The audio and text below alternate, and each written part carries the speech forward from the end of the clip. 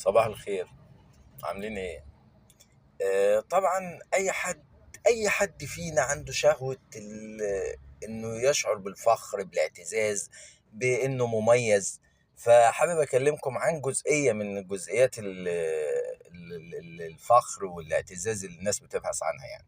لما بيكون في متوفي او جنازة او عزا لحد مهم أوي يعني، فبيتواجد شرطة من المرور أو شرطة حراسات. بيبقى متوقع يجي عدد ناس كتير رسميين وغيره، مسؤولين. العربيات كتيرة عايزة تنظيم. فدي طبعا تبقى مدعاة فخر لأهل المتوفي، يعني إن معلش هي لقطة برضو يعني، ومن ضمن اللقطات اللي حد بيبقى يبحث عنها، بس مش ده كل الموضوع يعني، اللقطات دي بالتحديد يعني، ولكن هو ده الموقف يعني. فأنا ليا أخويا الصغير الله يرحمه، أصغر مني ب5 سنين، توفى بالقلب.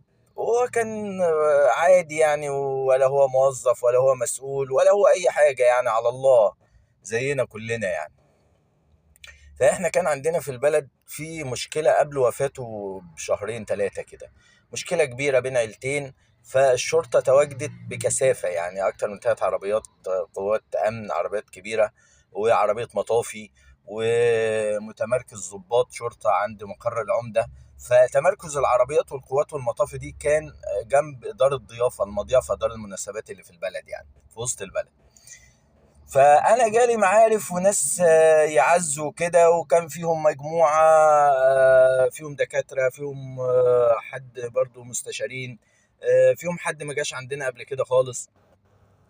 فجم العزا وشافوا فيه الشرطة والضباط اللي متواجدين عند العمدة بيجوا يأدوا واجب العزا برضو. فلاحظوا ان في شرطة بره وعربية مطافي، وتواجد الشرطة يعني يعتبر كمكثف يعني بالنسبة للقرية يعني، في حالة الوفاة عادية.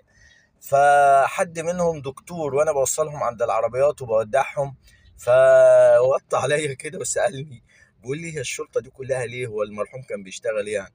قلت له لا، المرحوم كانت معارفه كبيرة، والسيد مدير الأمن شخصيا موصي بالتواجد الأمني المكثف ده، عشان طبعا التنظيم واستقبال الناس وكده يعني. فالراجل انبهر يعني، وانا بقى ايه، ارتفعت في السماء. فراح جاي داخل الصديق الاساسي يعني، اللي هو عارف الموضوع وعارف الموضوع اللي في البلد اللي هو جاي معاهم. فقال له يا عمي، ده مفيش حاجه، دي في مشكله بين عيلتين، والشرطه دي موجوده عشان تحفظ الامن، فهي بالمصادفه موجوده قدام دار الضيافه يعني، فبتشارك في عمليه العزاء. فكرني بسعاد نصر في مسرحيه الهمجي، لما هناء الشرباجي بتقول لها انت بتتعرف عليها، قالت لها حوريه المسحراتي. قالت لها اه المسحراتي